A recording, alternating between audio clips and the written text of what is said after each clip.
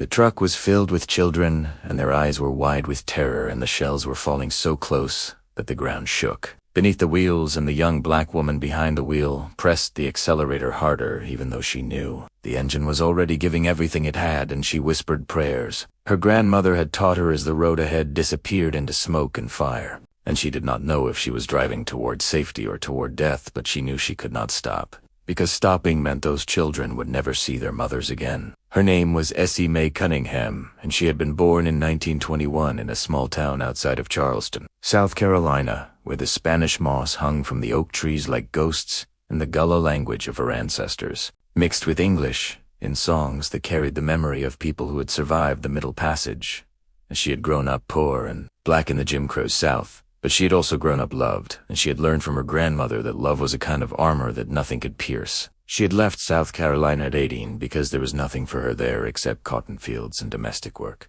And she had traveled north to Philadelphia, where she found a job in a factory and saved her money, and took classes at night and dreamed of becoming something more than what the world had decided a black girl from the low country could be. And when the war came, she saw her chance to prove that she was right about herself. But what happened next changed everything, because Essie Mae joined the Women's Army Corps in 1943 and discovered that even the military was segregated and that black women were assigned to support roles that kept them far from the action, and she accepted her assignment as a driver with the same determination she brought to everything else, because she knew that every job was important and that proving herself in small things would open doors to larger ones. She was assigned to a transportation unit in England, and she drove trucks filled with supplies and equipment and wounded soldiers, and she learned the roads of the English countryside in darkness because headlights attracted German bombers, and she became known as one of the most reliable drivers in her unit. And when D-Day came and the call went out for drivers to support the liberation of Europe, she volunteered without hesitation. Yet she never imagined this moment would reshape her destiny, because the chaos of the Normandy campaign required every available driver, and Essie Mae found herself behind the wheel of a truck,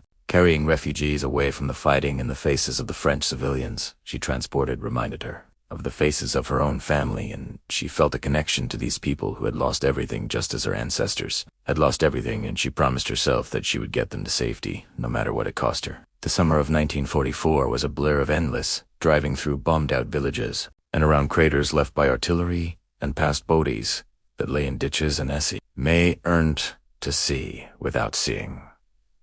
Because if you really looked at what war had done to these places, you would not be able to function, and functioning was all that mattered. And she functioned better than anyone expected a black girl from South Carolina to function. And then something no one expected, because in September 1944, Essie Mae was assigned to a convoy evacuating civilians from a town that was about to become a battlefield.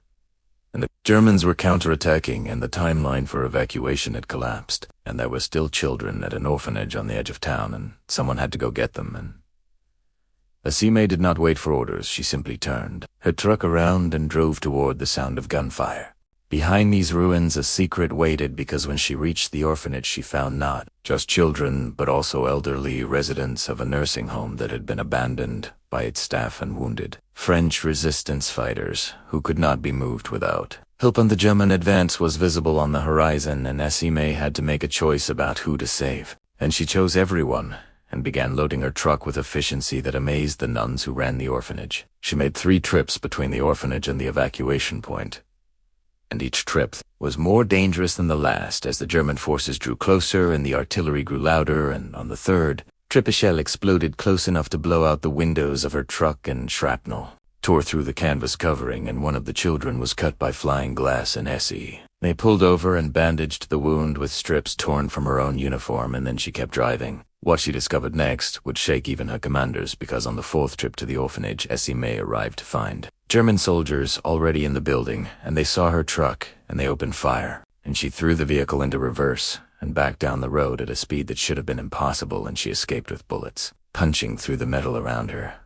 But she did not escape for long, because a German patrol had already cut off the road behind her. They captured her at a checkpoint that had not existed an hour earlier, and they pulled her from the truck and threw her to the ground. And they did not know what to make of her, because she was a black woman in an American uniform, and their ideology told them she was subhuman, but their experience told them she had shown more courage than many of the soldiers they had faced, and they marched her away from her truck and away from the children she had been trying to save. The children were taken by other American forces who arrived shortly after her capture, and they were evacuated safely, and none of them would ever forget the black woman who had driven through artillery fire to reach them, and some of them would spend decades trying to find out what had happened to her. And the search for Essie Mae Cunningham would become a mission that connected French orphans to American history researchers in a web of gratitude and memory. The prison camp was cold and harsh, and Essie Mae was the only black woman among the American prisoners, and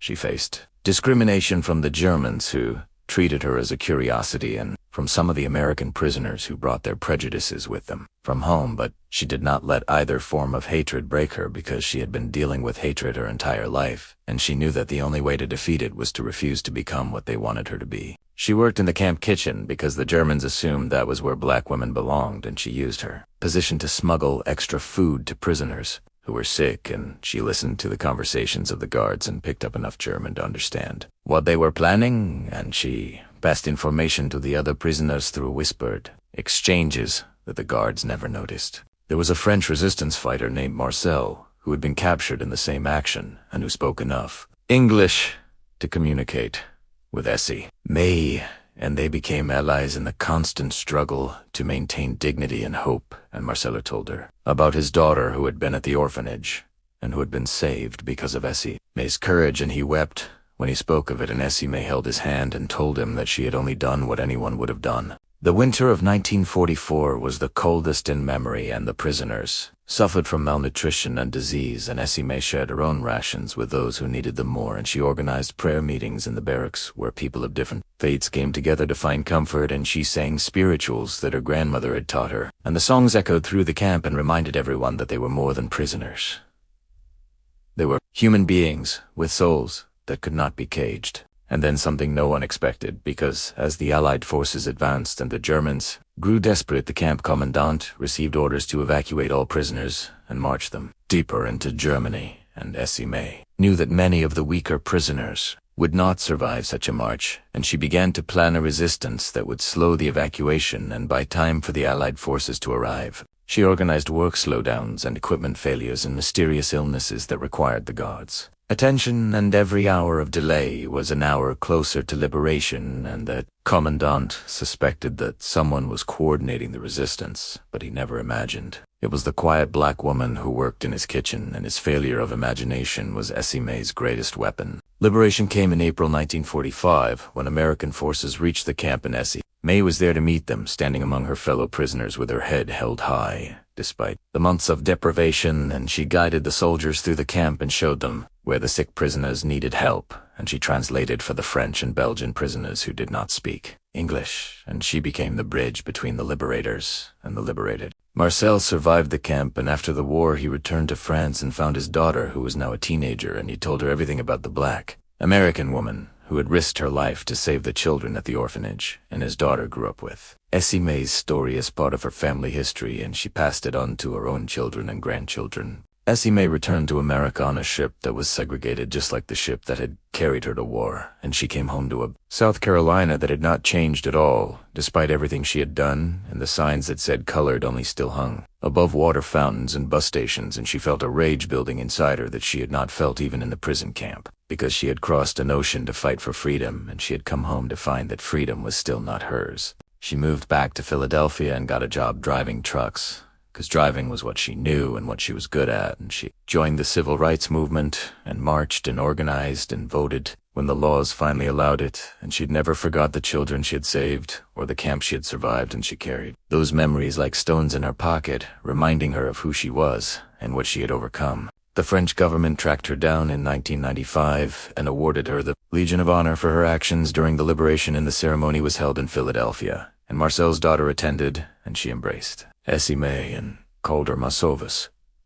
which means my savior, and Essie Mae wept because she had never thought of herself that way, and the recognition was overwhelming after 50 years of silence. The story might have ended there, but it did not, because a documentary filmmaker heard about the ceremony and decided to make a film about Essie Mae's life, and the film won awards and was shown in schools, and suddenly people who had never heard of black women serving in World War II learned about Essie Mae Cunningham and what she had done, and her story became part of a larger Conversation about who gets remembered and who gets forgotten. Essie Mae Cunningham passed away in 2006 at the age of 85, and her funeral in Philadelphia was attended by French dignitaries and American veterans and civil rights leaders and ordinary people who had seen the documentary and wanted to pay their respects, and the minister who spoke at her service said that she had shown the world what courage looked like, and that her legacy would live on in everyone who chose service over safety and others over self. Her granddaughter accepted the flag that had draped her coffin and held it against her chest, and she told the assembled mourners that her grandmother had always said that fear was a feeling, but courage was a choice, and that she had chosen courage every day of her life, and that choice had made all the difference. And the church said amen, and the choir sang Amazing Grace. The orphanage she had tried to save was rebuilt after the war, and it still operates today and on the wall of the entrance hall. There's a photograph of Essie Mae Cunningham in her WWII uniform, and beneath the photograph is a plaque that tells her story, in French and English, and every child who passes through that building learns about the black woman from South Carolina who drove through artillery fire to save children she had never met. Her story reminds us that heroism does not require permission, and that ordinary people can do extraordinary things when circumstances demand it. And Essie Mae Cunningham was a truck driver from the Low Country, who became a rescuer and a prisoner and a survivor and a symbol of everything that courage can achieve, and her journey is the American story in its fullest and most honest form. And so we remember Essie Mae Cunningham not as a victim of war or racism, but as a victor over everything that tried to diminish her, and we remember her not because she sought glory, but because she sought only to help, and in helping, she proved that love is a kind of armor that nothing can pierce, just as her grandmother had taught her on those long ago evenings beneath the oak trees, draped with Spanish moss. The truck she drove through artillery fire was destroyed in the fighting, but her courage survived, and her story survived, and the children she saved survived, and they grew up and had children of their own, and those children had children, and the ripples of her single act of bravery spread outward through time, touching lives she would never know, and that is the nature of courage. It never ends, it only transforms. She whispered prayers her grandmother had taught her as the shells fell around her, and those prayers were answered not in the way she expected, but in ways that exceeded anything she could have imagined. And Essie Mae Cunningham lives on in every prayer whispered in moments of fear, and every act of courage chosen over safety, and every child saved by someone who refused to count the cost.